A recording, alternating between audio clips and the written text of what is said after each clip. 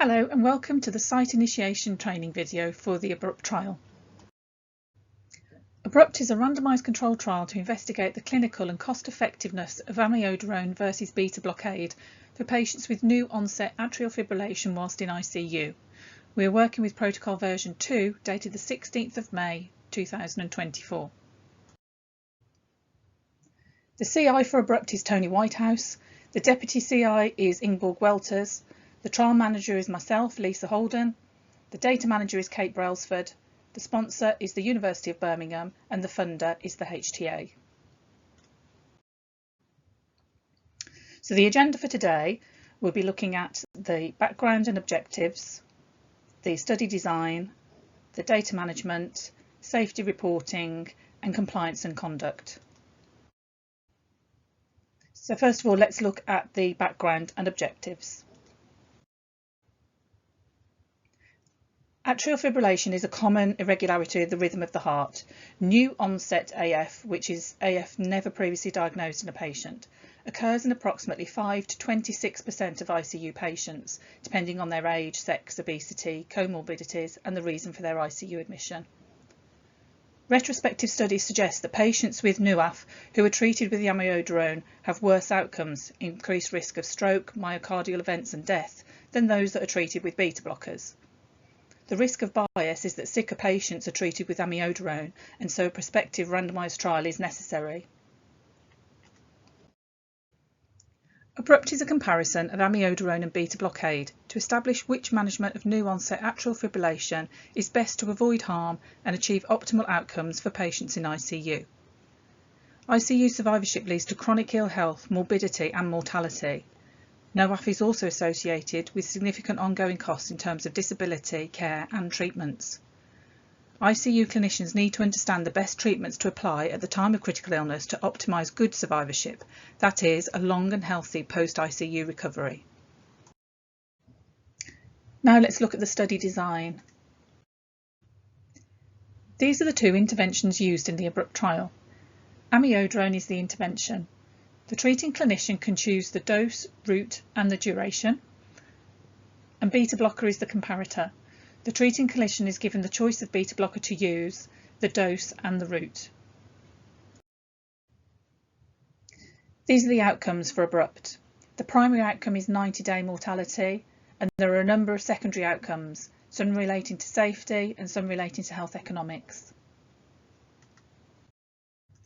The inclusion criteria is any adult patient aged 16 years or over in ICU, patients with new onset atrial fibrillation during their acute illness and not known to have had a previous history of AF.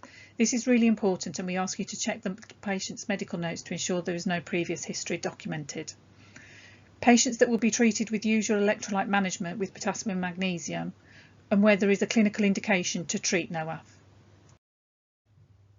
This is a list of the exclusion criteria. Patients with any known previously documented history of AF. Patients who received amiodarone or a beta blocker within the previous 24 hours. Patients with current concomitant medication that are contraindicated with amiodarone or beta blockers. Patients with a serum potassium of less than 4 millimoles. Patients with a serum magnesium value below the index hospital laboratory's lower limit of normal.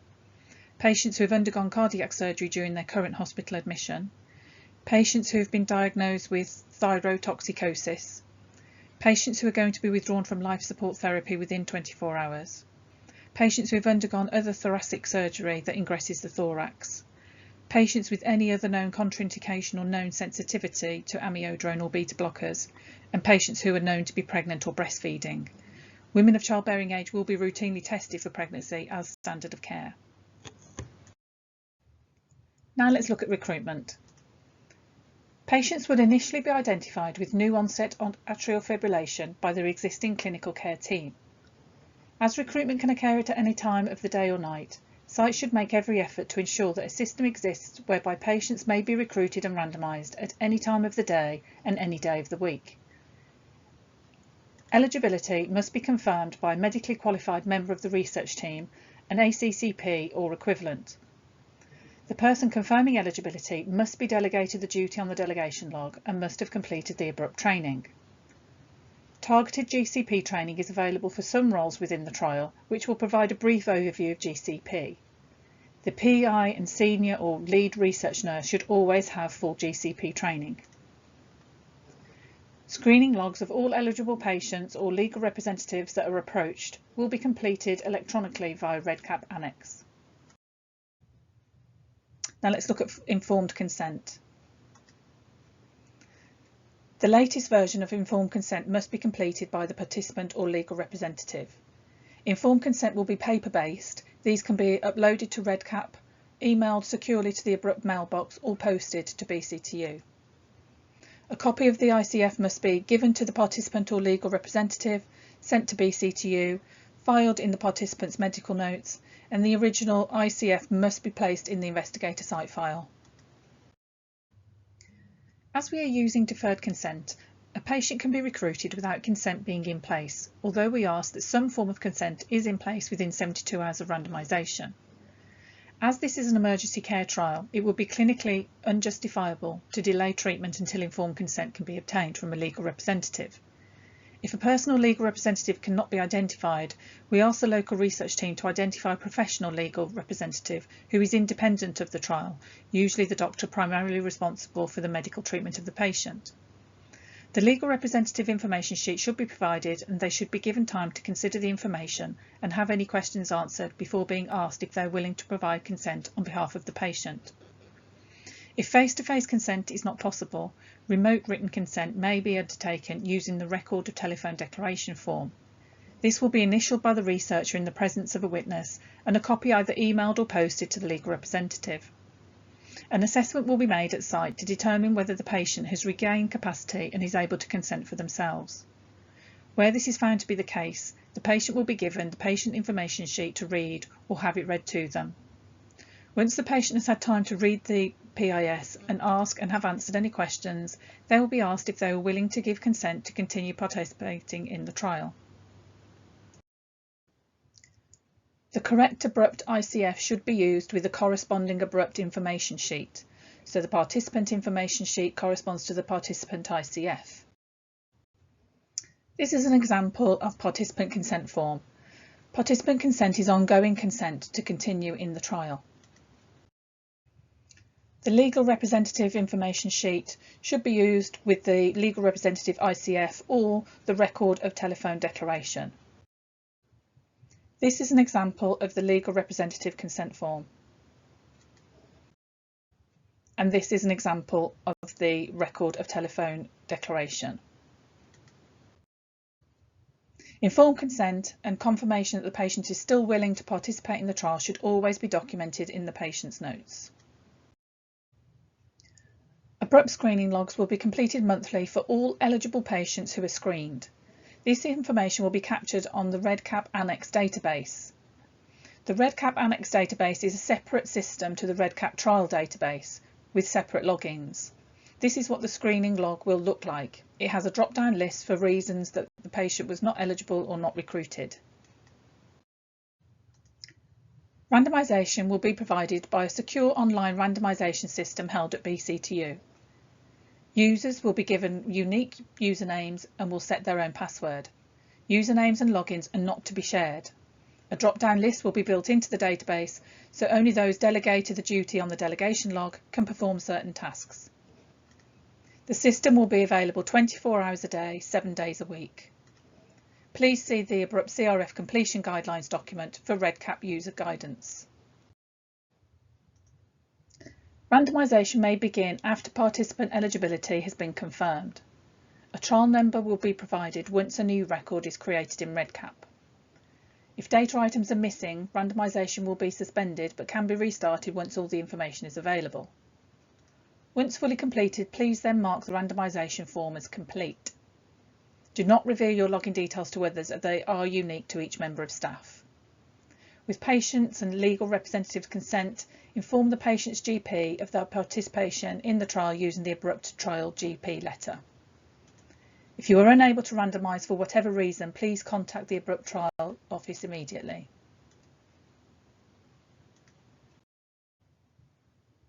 This is a screenshot of the REDCap database for randomisation and data entry. When you log into the database, select Add Edit Records on the left-hand side and select Add New Record and then Create a New Record. There are more detailed guidelines available in the ABBRUPT CRF Completion Guidelines document for REDCap user guidance. This is a screenshot of the randomisation form. Note the trial number is in the top left-hand corner. Please enter the trial number onto the ICF. There will be a drop-down list of people who can confirm eligibility based on the roles delegated on the delegation log. Once all the information has been entered, mark the form as complete and select Save and Stay from the drop-down menu for the randomised allocation. There are three options for patient withdrawal. The patient no longer wishes to receive the trial intervention, the participant does not wish to attend trial visits, or the participant is not willing to be followed up in any way. The researcher or legal representative can also withdraw the patient from the trial and/or trial intervention. Please detail any changes in levels of participation in the patient's medical notes and also complete a change of status form.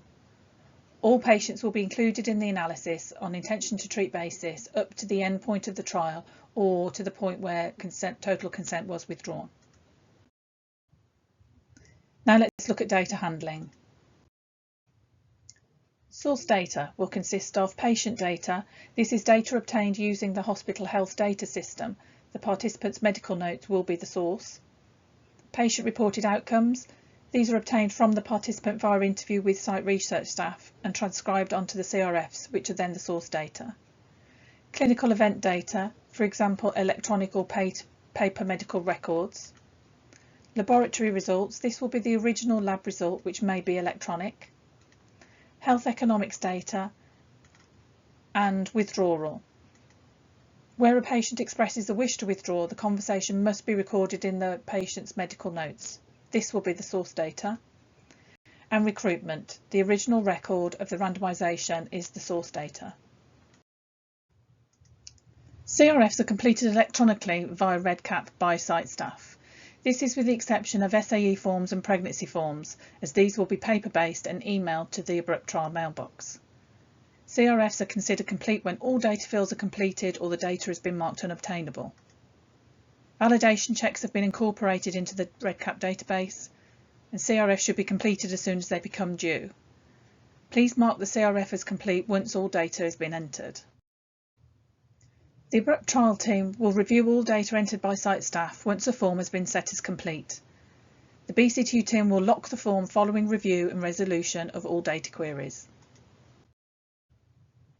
This is a screenshot of the CRF homepage for participant 10015. The record ID shows you which record you are in. The red indicates that the baseline form is incomplete and all other forms are shown as incomplete or no data saved. The 5 upcoming calendar events will show you when each daily assessment is due. This is an example of the baseline form. The information is to capture the 24 hours prior to randomisation. Once all information has been entered, select Complete at the bottom of the form. In summary, all CRFs are entered directly onto the REDCap database, with the exception of SAE forms and pregnancy forms. SAE forms and pregnancy forms should be emailed to the ABBRUPT mailbox as soon as possible, within 24 hours of site knowing of the event in the case of SAEs. Any queries generated to address missing or ambiguous data on SAE and pregnancy forms will be emailed directly to the research staff. In summary, the ABBRUPT trials team will review the data entered by site staff. Missing and ambiguous data will be queried using data clarification forms within REDCap. Data queries should be resolved by site staff that have been delegated this role on the delegation log, and once all queries have been resolved, the form will be locked by the ABBRUPT trials team. To resolve queries that the trial team have generated, select Resolve Queries in the Applications tab on the left-hand side. This will open the data resolution workflow. Correct the issue and complete the data query. The trial team are unable to add or amend or remove data on behalf of sites. The calendar in the Applications menu details when follow-up forms are due as follows.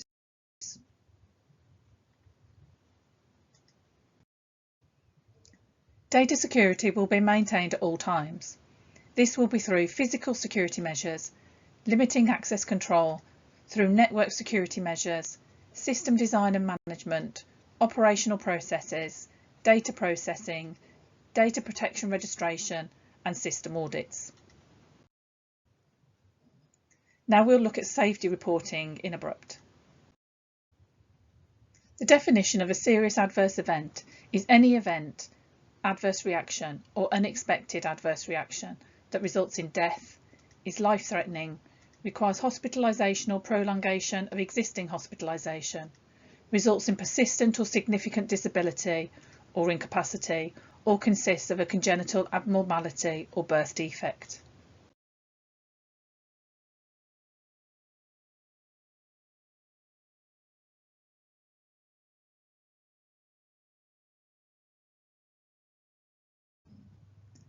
The frequency of SAEs in this patient population may be high.